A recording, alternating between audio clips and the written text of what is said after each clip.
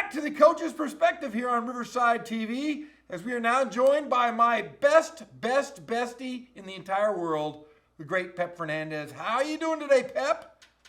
What is up? I'm just enjoying the rise of Riverside football, man. We've got some good teams out there, Jeff. I'm telling you right now, I think this has been a great year for Riverside football. And let's go down with our top 5 plus 4 more. It went through the Inland Sports computer. It did all the boop, boop, boop, boop, boop, and spit it out. And we have a new top 5 plus 4 more. Let's start at the very top. John W. North High School. Wow, how good are those guys this season? Jeff, I'm a believer. They beat a very good Summit team who's coached by Nick Matheny. So you know the Summit Skyhawks are always going to bring it. But I think that convinced me even more about how good this North team is and maybe how far they'll go in the playoffs. Now, I know this year is a little bit different because we don't know what playoff division teams will be in until the end of the regular season. But, man, I'm feeling like North is a very dangerous team. And right now, unless they, do something crazy, like they should be number 1 in Riverside, they're one of the best teams in the Inland Empire right now. Yeah, I mean, they are crushing opponents. I mean, physically, they've got a great quarterback that transferred from Santiago. They've got a great receiver. They've got a phenomenal back we've talked about for years. And that defense is just straight out mean. Coach Viapula has the Huskies playing some of the best football we've seen in a long time. Yeah, and again, like they've had some big wins, but the one that caught my eye was that win against Summit, because Summit traditionally is pretty strong. Summit battled a very good Beaumont team down to the wire, and for North to beat them, I think it was like 26-6. That's a convincing win for the Huskies. See, we're going to have them on Friday night, so we're going to see the Huskies one more time. Let's go down to number 2. I still got Novi, Ken Batdorf, and his 450 years of coaching. They're still second, but I'll tell you what, they didn't get a chance to play this week or last week. This week they have Linfield Christian come Friday night. So the Braves looking pretty good. I think they're going to take care of business on Friday night. Yeah, I feel bad they didn't have a game last week, and now they got Linfield Christian this week. So I guess coming off a week where you did not have a game, Linfield Christian's probably the team you want to play. I know, we both know Deshaun Burns really well at Linfield Christian, but they are unfortunately way down this year. And I think Novi, that's a great game for them to kind of get things back on track before we get a little bit closer to league play. Because, Jeff, as we go down the rankings, I know we'll get to them in just a second, but they got to be ready for Ramona. Ramona looks really good this year, so Norte Vista's got to get things going in the right direction. Well, that's my number 3 team on the list is Ramona High School. Mush, I'll tell you what, culture. He's brought culture to Ramona, and they believe in winning. He's got a good running or a good quarterback. Happens to be his son, but they are playing great defense. They're scoring the football, and they just seem to be going in the right direction. I love Ram High. And, what we saw, it was a Riverside TV game when Ramona beat King. And now we find out that King's actually pretty good. So that win against King even means a little bit more now for the Ramona Rams, because that was a good win. And you're right. Coach Mashinsky, he's been there for a couple of years now. He got him to a CIF championship game. And it looks like the Rams are just going to continue riding that wave of momentum. We're talking about Ramona and talking about King. Jason McMain, since the second half of that Ramona game, they have been on a tear. And I'll tell you why. They've got a great freshman quarterback. King is going to do some big damage in the Big 8. I'm telling you right now, they have a shot to make the playoffs. Well, Jeff, sometimes it's dangerous when you look at a team, you're like, okay, this team beat that team, and that team beat that other team. And sometimes it's a little bit dangerous, but let's play it just for a second for the sake of this conversation. So King beat Redlands East Valley, who's traditionally pretty good. And Redlands East Valley then went on and beat Heritage, who's another really good team. So if you kind of connect the dots, you're like, wow, King beat a really good Rev team that went out and beat Heritage. So, and it wasn't even close. I think it was like 40-22. So you're right. That second half of Ramona, they made things competitive, and they haven't looked back since. I mean, we knew Jason McMains is a great coach, and winning would come. And it's coming pretty fast, though. I mean, the King Wolves are pretty impressive. And they could – we texted about this. Can I put that out there that you and I think they might finish in third place in the Big 8 League? I totally believe it. I'm sold.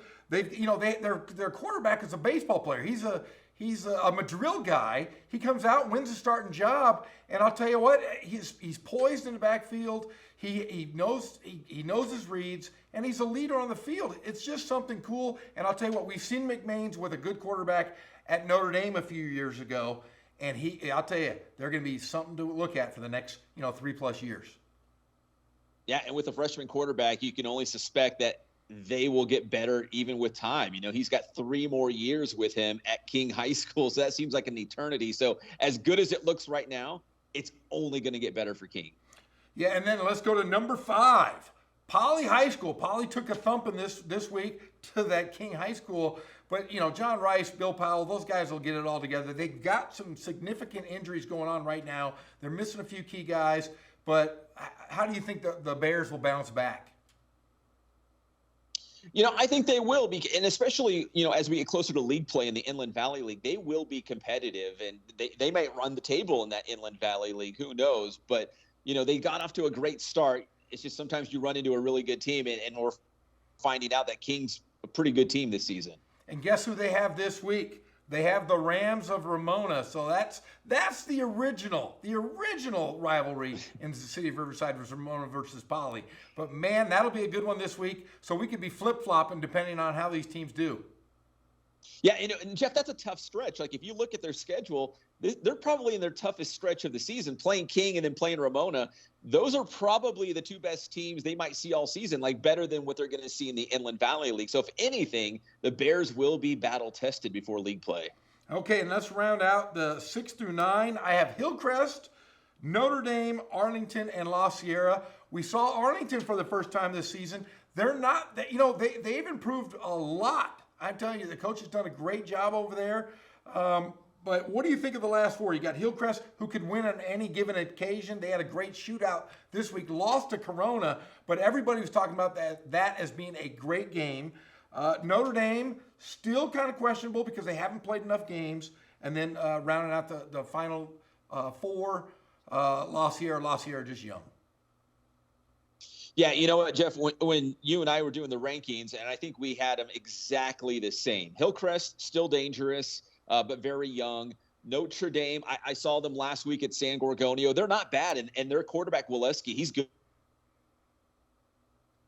So he's going to keep Arlington. They can score a lot of points. They can score. Just got to find a way to win. And then rounding it out is La Sierra and our friend Sebastian Hernandez over there. So, yeah, I think, the bottom half of the rankings right here, I think they're all pretty close in terms of, competitiveness. I think they're all pretty close. But again, like Notre Dame with that great quarterback and Hillcrest, I know they're a young school, but they're already kind of building a tradition, man. They're pretty good. And they've already won a couple league titles, so they've got that on their side. But to make their way up the Riverside rankings, at least, man, it's going to be hard to leapfrog teams like Ramona and King and, of course, North and Novi.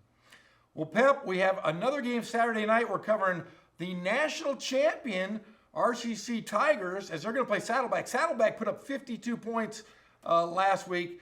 RCC beat Long Beach City. This is a big rivalry. It has been for a number of years. Bud Burney at the helm of the quarterback for RCC. What do you think of the Tigers this year, a little bit from what you've heard? Jeff, with the Tigers, you got to remember, they did not have their first game of the season. They were scheduled to play Mount San Jacinto College, but because of safety protocols, they did not have that game.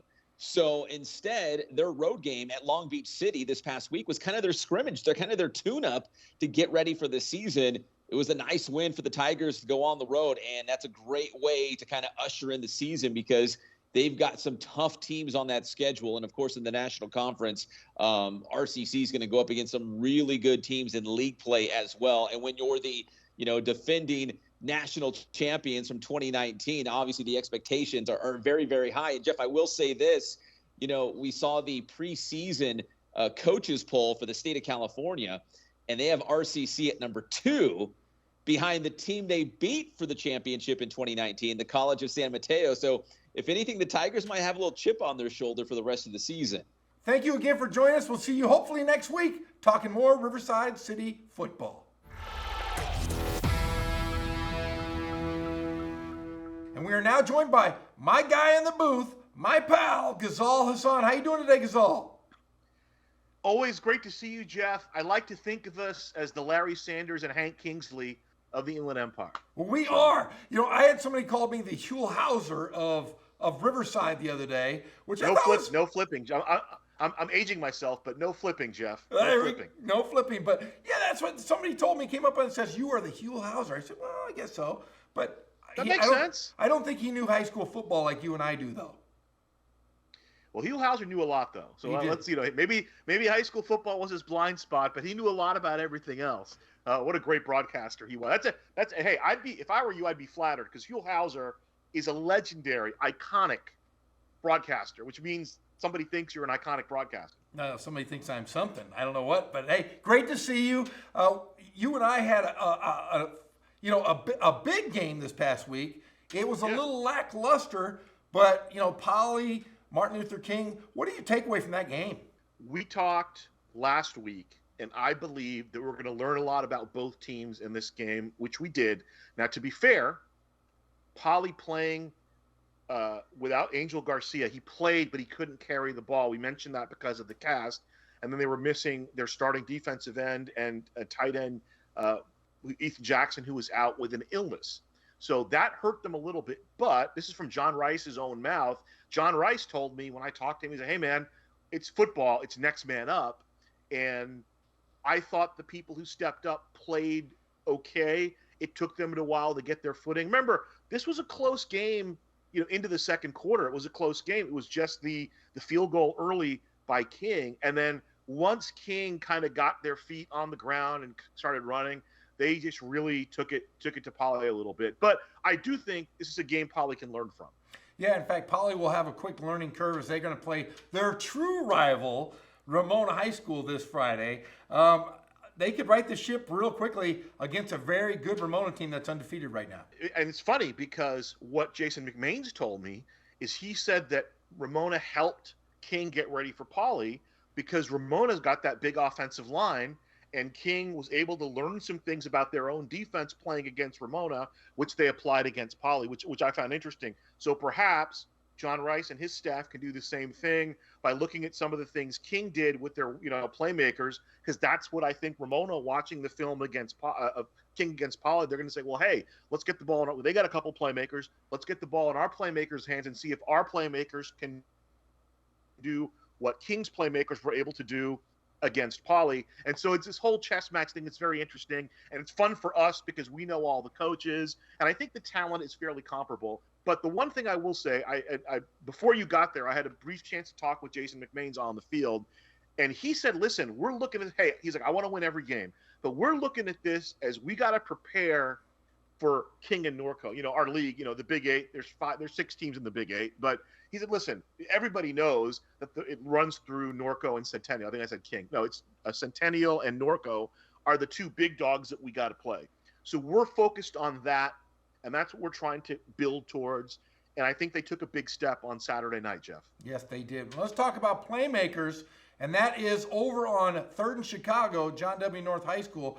Coach Viapulu has some great players and some great weapons, both offensively and defensively, don't they?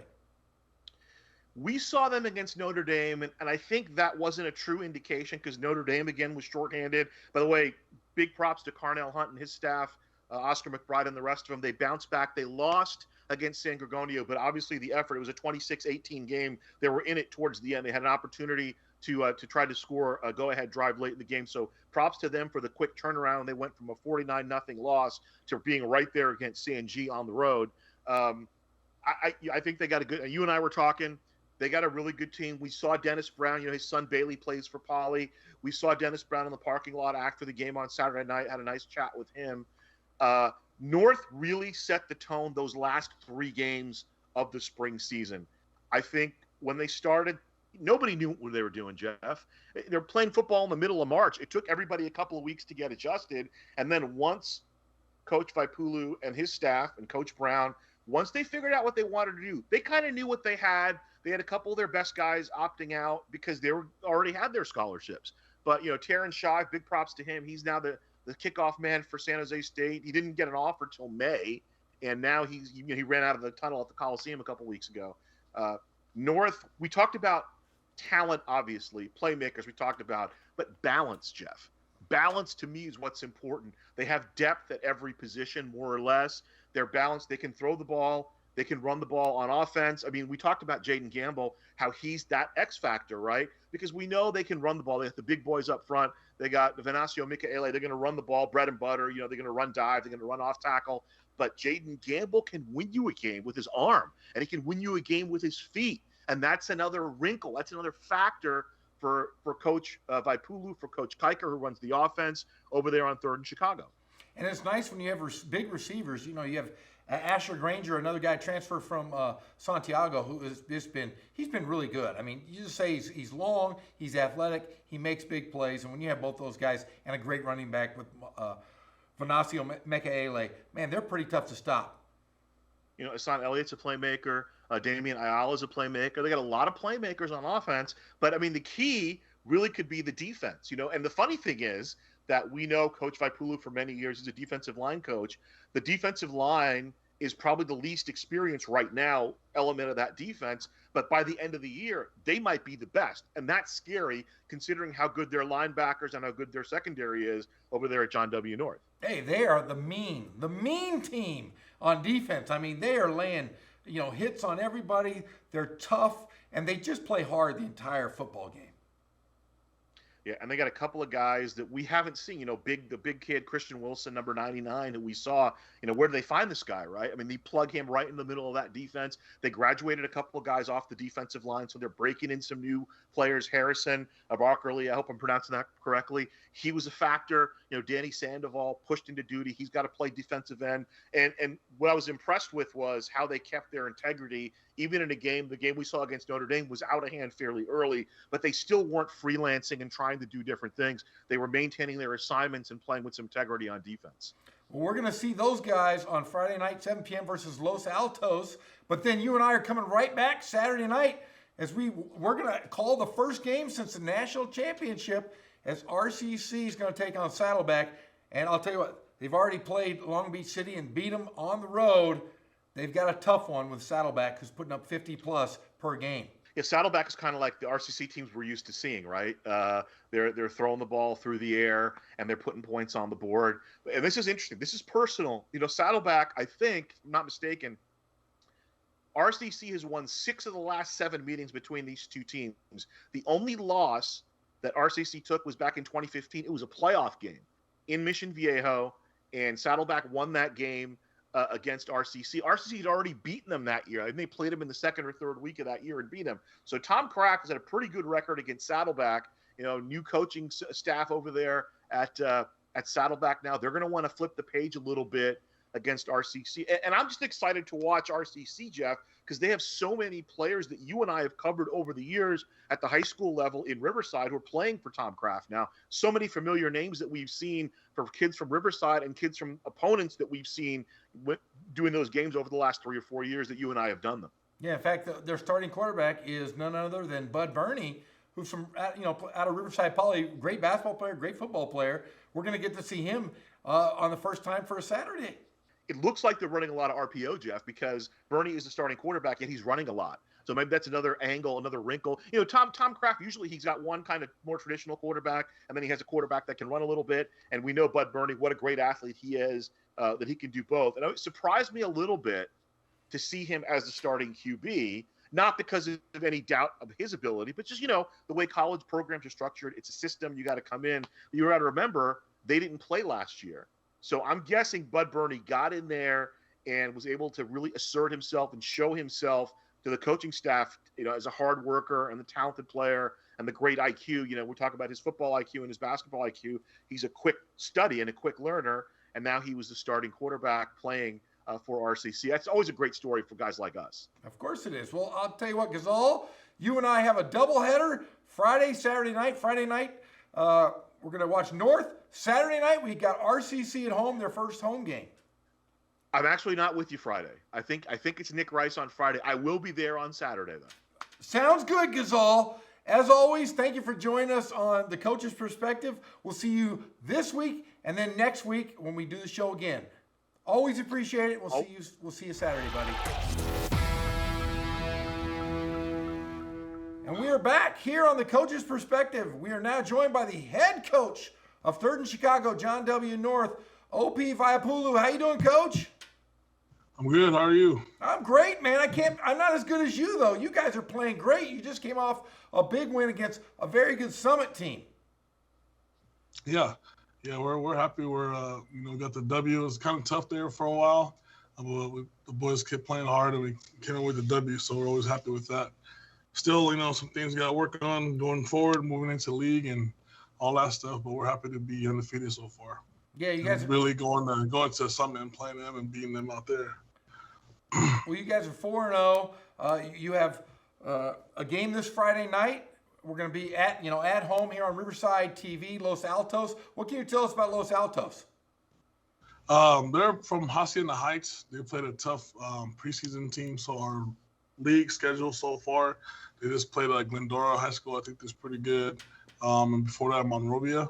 They got some size and some speed. So I think definitely so far in our season, they'll be one of our toughest games yet.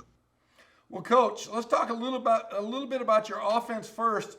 I'll tell you, everybody is talking about your quarterback, Gamble. You got him a transfer a couple years ago, and man, he is really surprising people. And I'll tell you what surprised me about him: his poise in the backfield and his thought process.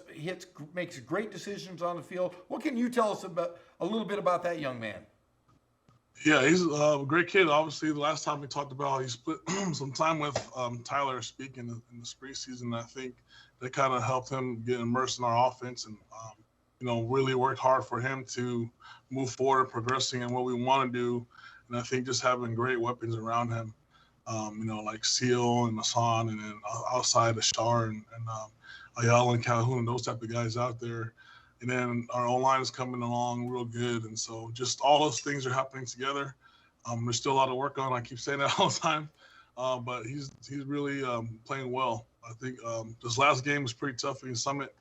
And so we got to fix some things and continue to improve some of the things we need to improve to get better and hopefully ready for league. Now, I'm going to ask you this. Since probably 1970 or before, has there ever been a North team without a Calhoun is my big question. I don't know, man.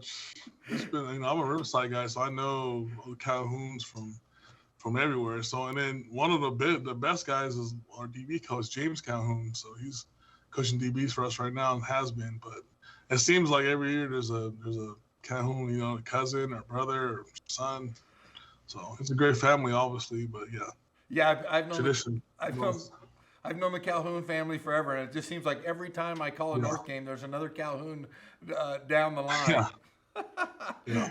Well, sure. Let's talk. You guys are able to throw the ball a lot more this year. You run a lot of option stuff. You have great running backs, great receivers. That makes you guys dangerous. And I'll tell you what, a lot of people, especially in Riverside, are talking about your offense. But I will say this: your defense might be the best I've seen in the area in a number of years. And I think it all leads with those linebackers who might be the meanest guys in the world. I think we called them the criminal defense attorneys because they were taking care of business against Notre Dame. And obviously they're taking care of business for you guys all season long. Yeah, those guys are. It's a testament to like Tupou Mafaleo. He's been playing since his freshman year, really, and then Devon Toki's been playing since his sophomore year in the defense, and then Johnny, who started with us in the spring, split a lot of time with our Mike linebacker last year, so it was just a natural fit for them. Two experienced guys, and obviously the guy in the middle for them to just run around and know the defense. The biggest thing is continuity within the scheme. But just really, it's a testament to their hard work and the work they put in the offseason. Well, and the rest of the other guys, defensively, especially up front, and not just the linebackers, but the guys in the back, Tyjon Payne and Rohan Preston, Eli, and Andre. And the big boys up front. I mean, I know you're the defensive line guru. How impressed are you with those guys? Yeah, I'm not a guru, but they're pretty good, man. We had two surprises. Christian Wilson fell into our laps, and he's a basketball kid as well, and he's really athletic for his size. And then the guy that's been there for a while is Manny Castro. He's really he doesn't get all the hoopla or whatever, but he's strong on the strong side where teams can't. They have a hard time running against us because he holds down the fort. And then just guys that played and in the system, they just do a great job of doing their job every week. So when everyone's doing their job and disciplining their gaps, then fly around and play fast.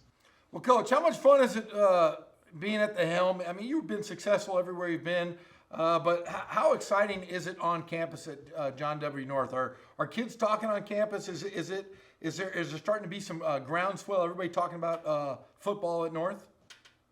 Yeah, I think so. I mean, we've been here a couple of years now. In the last 2-3 years, we've been successful, and just North High School period athletics here has seen excellence for a number of years.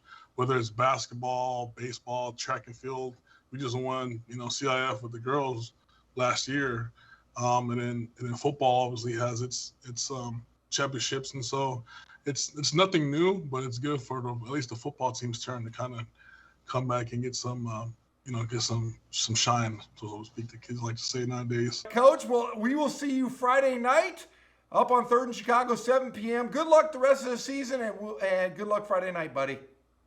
Awesome. Thank you very much. Thanks for having me. He's the head coach, Coach O.P. Vaiapulu.